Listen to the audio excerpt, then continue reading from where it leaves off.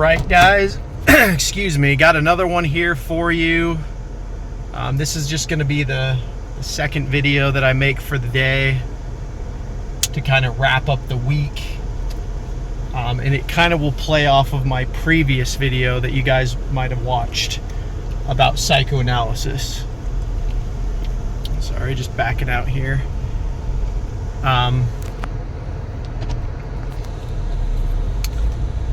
And the point of this video, the message of this video is that the future of the country and possibly the world is right-wing.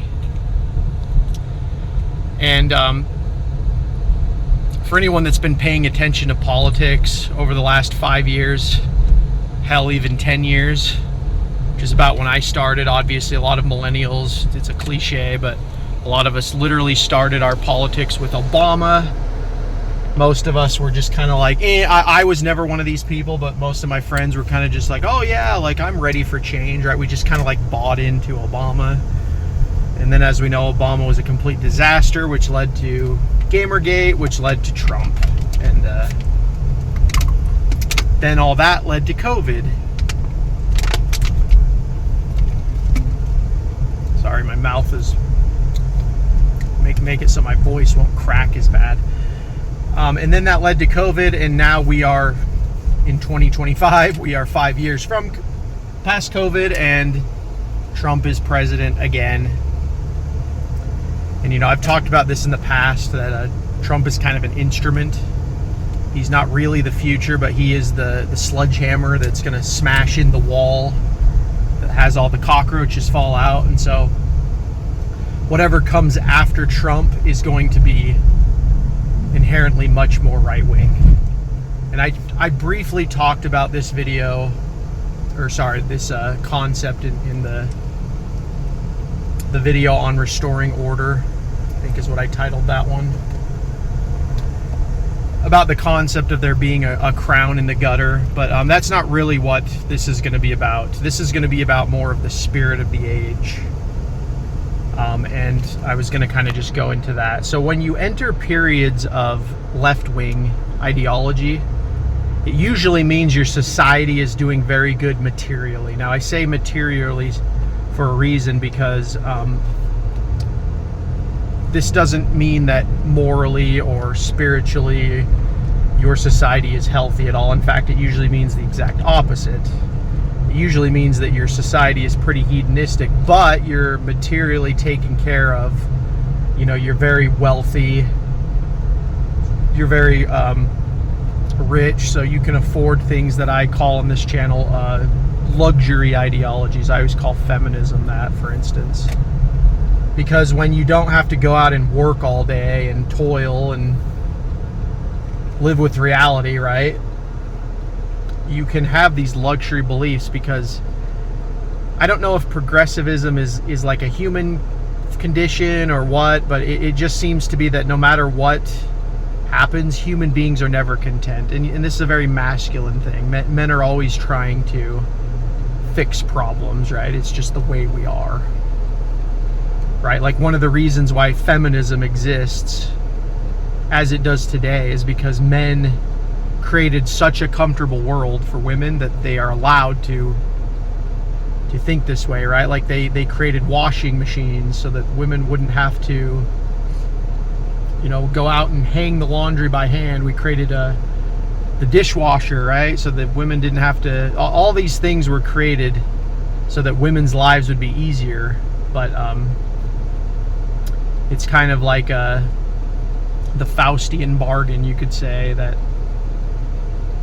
you know, the men were assuming, like, if we give all these things to women, then it'll just make them better mothers or whatever. This is in the past, right? It'll make them better wives, better mothers, right? It'll help them, right? Because men, regardless of what you think, ladies, men don't hate you. In fact, like, everything we do is because of you in many ways. But yeah, I'm just using that to illustrate a point. Is men invent things, and societies get to a point where comfort is basically just like a given, and it hasn't really happened much in human history. Like, you could say Rome, You could say maybe Greece. You know, you have Renaissance Italy after, and then you have America, right? You could even say Germany for a time, the British Empire. But really, America is probably the epoch of this as far as just luxury goes, right? Like America's religion at this point is GDP. Like all they care about is how much cheap crap can we import from China. And the reason they care about that is because people want comfort, right? It's almost like we've traded freedom for comfort. It's that crazy. Like I was thinking about this heavily when I was applying for jobs over the last 4 months. Is like they've created all these tools, all these gadgets, all these apps, all these websites, you know, all these like things that help you like build your resume or blah blah blah. But all it's really done is just make it more complicated. It's made it more bureaucratic. But you know, it's all in the pursuit of luxury. I hope I'm making sense in this. By the way, my name is Joey. This is the Jigsaw 0097 channel. If you guys are enjoying this content, please consider subscribing, like the videos, comment down below, yada yada yada. But yeah, so like in the pursuit of luxury, you get leftism. Essentially what I was getting at. That's where like, you know, democracy, liberalism, human rights, all these discussions start coming. But then what ends up happening is that the good times lead way to, as I said, decadence. A lot of the times the decadence already exists before the peak of human luxury. And then you get times of economic turmoil. And what that does is that starts to create a more right-wing mentality, right? That's the way to think about it, really, is that the left operates on, you know, fantasy, ideology, you know, wants, desires, dreams, right? Things that are not real. The right wing, like true right wing, is basically just reality. That's all right wing really is. It's just reality. And obviously it can go way to the right too, to where that also becomes tyrannical. But right wing tends to prop up in times of, you know, turmoil where reality is necessary. And so what got me wanting to make this video was that I was thinking about it with Keir Starmer over in the UK recently. So if you guys don't know, about 6 months ago, Keir Starmer, if you said anything pro-white or anti-immigration or anything like that, he literally threw people in prison. Like Britain doesn't have, you could say, the luxuries of the United States, where, you know, you have freedom of speech. You know, we kind of have freedom of speech. It's enforced different here. If they don't like your speech, they'll just cancel you here. But you know, they don't like throw you in a gulag. But other countries, they will literally jail you. So what got me thinking about this is and also the regime at large, is that, you know, Keir Starmer has done a complete 180 on this now. And by the way, these people are still in prison apparently, so he hasn't done anything to remedy that situation. But he is now messaging that, like, oh yeah, we need to care about Britain, right? We need to care about what is British, blah blah blah, right? A complete 180. He's like, before he was like, oh yeah, we need infinite immigrants, we need infinite this, that, because, you know, GDP, democracy, all the leftist talking points. And he's done a 180. And I'm bringing this up. I don't think Keir Starmer genuinely believes this. In fact, I don't think a lot of politicians in his position genuinely believe anything. All they believe is what they're told. There's like a theory that like people like Tony Blair, or I don't know, like George Soros. I think George Soros is dead now, but you know, when he was alive, you know, Henry Kissinger, these types of people actually knew what they were doing and they were running it. But there's a lot of just idiots like Keir Starmer that they don't know what they're doing. They don't know what they believe. They don't even really know what they're doing, right? Like Justin Trudeau is another one. They just react. And so why this video is going to be titled the future is right wing is because the politicians now have no choice but to react to this. You're also seeing it on the more liberalist types like James Lindsay or Konstantin Kisin of trigonometry. They are now reacting to it, and they're calling it woke right, which is, it's a complete cope.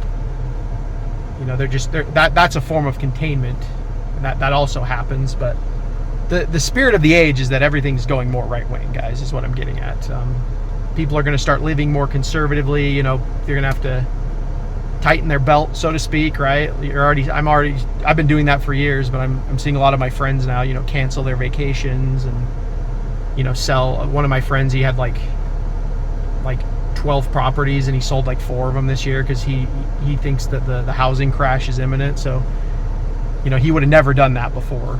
He bought a lot of those houses after the 08 crisis, so he's kind of seeing what's coming. And so we're entering a new age, but another thing too is why I think this is going to be a lot different than the past crises, you could say, because that's usually how this kind of thing happens, is out of crisis. Like Trump in many ways did come out of a crisis. He came out of Obama stripping Americans of identity, specifically white Americans, right? Obama,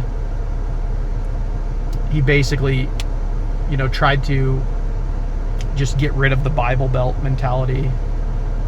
He would mock it openly. And, one of the death nails of Obama, I remember, was he went to one of the, I can't remember what car dealership it was, what car company it was, but he basically said something like, I can't just wave a magic wand and fix it. And, all these things. And now we're learning, like, Trump is, he may not be fixing it, but it's showing you that he's actually like trying to fix it. Before it was like a politician would just say, oh, we can't fix it, and that was that, And so, yeah, the reason why I think this is going to be a different age, a different right-wing shift than in the past, is because the boomers are getting old. The boomers are going to be dead in the next 10 to 20 years.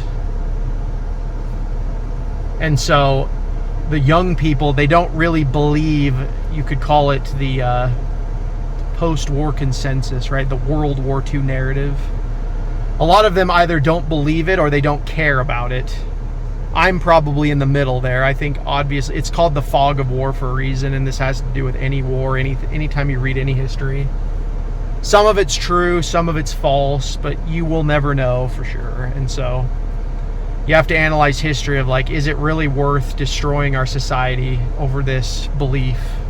And with World War II, obviously, it's that if white people are ever allowed to get together again, we're going to get Hitler. It equals Hitler, right? That's been the defining ethos of our age. And this kind of ties into what I was saying about psychoanalysis, right? When you disregard God and the devil, you create your own God and you create your own devil. And in this case, the Jews of World War II are God, and the Nazis are Satan and the devil. But that is all going away. Another one that the boomers clung to was Martin Luther King, right? That whole myth of, like, the content of his character. I don't look at the color of the skin, I look at the content of the character, right? We're finding out that's exactly not the case. And again, the younger generations understand this. It's the older ones right now. It's kind of boring if you think about, like, what we're living through currently. It's kind of boring because we know that the society is going to change, but we're in this weird limbo where we do quite literally have to wait until the boomers die. And I don't say this with any, like, excitement. My parents are boomers. I don't look forward to the day when they're gone. But each year that passes on from 2025 onward, every year more and more boomers are going to die. Like you saw, Scott Adams, he just got diagnosed with crazy cancer, just like Biden did, and Scott Adams is 67, so he's squarely a boomer. That this is going to happen more and more every year. And so the spirit of the age is that the boomers were kind of they were the luxury generation. I've spoken in the past. They lived in a world that I don't know if something like that will ever happen again. I don't think it's possible, that just the circumstances that had to have happened, you know, like the war. Because that's another thing, is war isn't fought in the traditional way anymore. War is fought with like drones and like information now, and robots probably. But something like World War II will never be fought that way again, where it's just this like large ground assault, just millions of men dying for no reason. I just don't think that's how, you know, modern warfare will be fought. And so the conditions that created the boomers, you know, lots of men going to war, coming back from war, all the men were horny and pent up, and the women were waiting, you know, because this is also before feminism was like really a disease. So like women didn't hate men, and so you basically just nature took its course, is what I always say. You know, you just had a lot of sex and a lot of babies happening, and that is what the baby boom is. That's why it's called the baby boom. But again, they were created like right at the end of the war. That's when most of the boomers were born, you know, a decade after the war, or right after the war, right? I can't remember the timeline. It's like 1946 to like, I don't know, like early 1960s or something is the boomers. So literally right when the war ended would be like the oldest boomers, and then everything in between. But what I'm getting at is they lived in a left-wing age. The spirit of the age for them was left-wing, because they grew up worshiping the Beatles, and they had a motto, right? It's actually a communist motto, but it's something that the boomers took to heart, is don't listen to anyone over 30, right? So they had this disdain for elders. They thought they had it all figured out. And the only way that the boomers could think this way is obviously heavy propaganda, and just the fact that all of their material luxuries were met, right? They didn't really want for anything.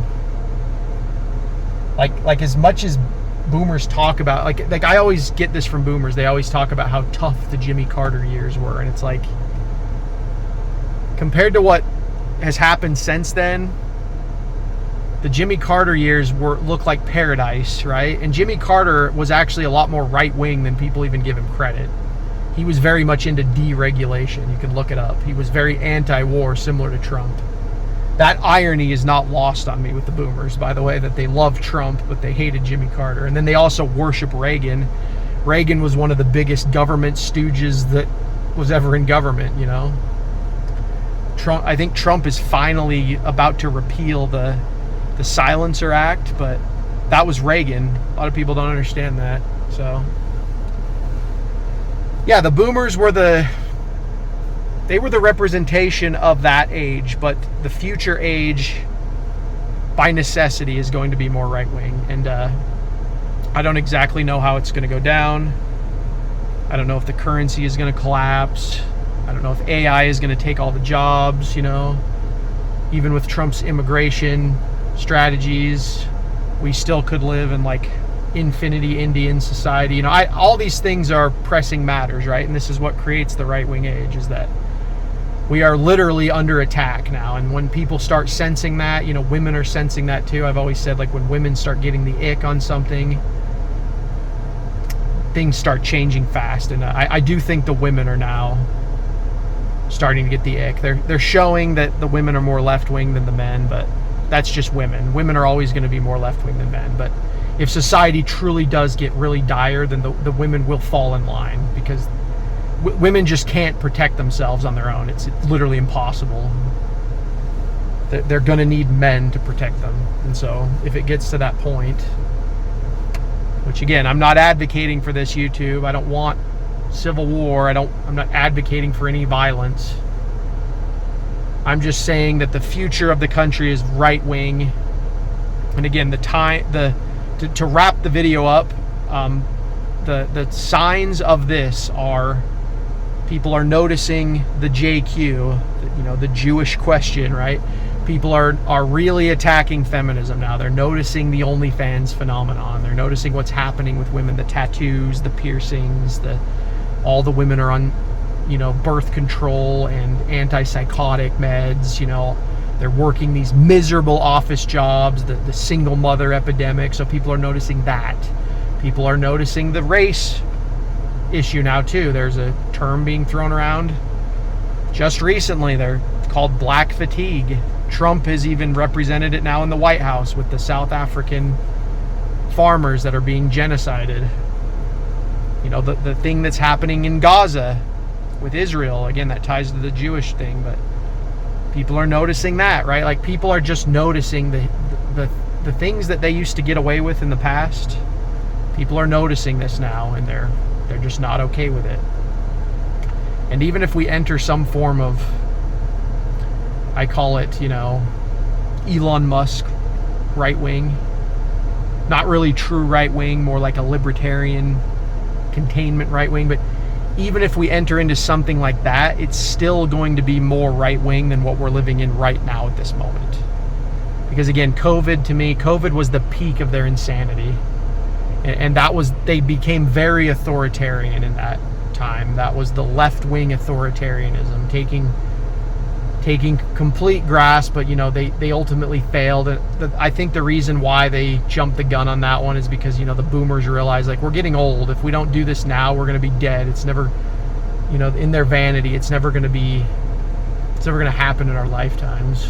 And so they just pushed this COVID thing, and it blew up in their face. That's the good news, I guess. You know, it ruined pretty much everything as we know it, right? I don't know if the economy's ever going to function the way it did, but, you know, it did fail. And I think that this whole like 2030 thing is not likely to happen the way that they envisioned it to happen, if that any of that makes sense. But yeah, we're headed into a period of reality, and that's going to necessitate right-wing thought. You know, there might be punishments doled out. That's another thing, is that there are a lot of criminals that have gotten away with the crime, so to speak. And you know, you can't just push that under the rug. That has to be dealt with in some way. And so that might be down the pipeline as well. But either way, it's going to be a lot more right-wing. You know, even Facebook, YouTube, even though I'm still careful here, one of the reasons why I'm making these videos now is because even they've admitted that they're going to kind of roll back the censorship. You know, you've got people like Joe Rogan and Dave Smith, and they're just becoming much more popular because people are just tired of the lies, is kind of the point I'm getting at, is people want to live in reality. You know, people want to have a family someday. They want to be able to, like, save for retirement. People get tired. I've said that in the past. Like, I am very tired. I'm tired of being an activist all the time. Even making these videos, like, I would much rather just go back to talking about the Eagles sometimes. But, you know, it's not something I can physically do anymore, because mentally I can't just pretend like everything's okay. And so that's why I'm doing, but I'm saying that's kind of I'm a microcosm, I think, for the way a lot of people are now feeling. And so yeah, the future is right wing, guys, whether you like that or not. You're gonna always have these grifters and these, you know, these fake right wingers, but ultimately the metaphysics of the age is that it's going to go more right wing, right? You're seeing a lot more Christianity being pushed again, a lot more shaming in society from the women. And we're in the beginning stages of it, you know, even though it feels like we've been doing this for 10 years, like I said, I don't think this is really going to start until after Trump. But just Trump winning a second term, as I like to say, a third term, just him winning again after what they did with Biden is a good sign. It's a sign that, you know, people knew that it was a fraud. People understood what was going on, you know, but a lot of people, they just go along to get along. But we're kind of getting to the point where it's like we really can't afford, that's another thing, we can't afford to do this anymore. Like, we literally can't afford it. We can't afford it in our own lives, our own energy, but also monetarily, right? Because the debt is so high now, and we just can't afford to go on like this. So I hope all that makes sense. I hope I'm not being too repetitive in these videos, but I'm slowly trying to like layer on top of previous videos. And yeah, if you guys have been watching these and getting all the way to the end, I very much appreciate it. Thank you guys so much for watching. Please like the video. If you're new here, subscribe to the channel, and then comment down below. But yeah, with that said, guys, I will get out of here and I will talk to you on the next one.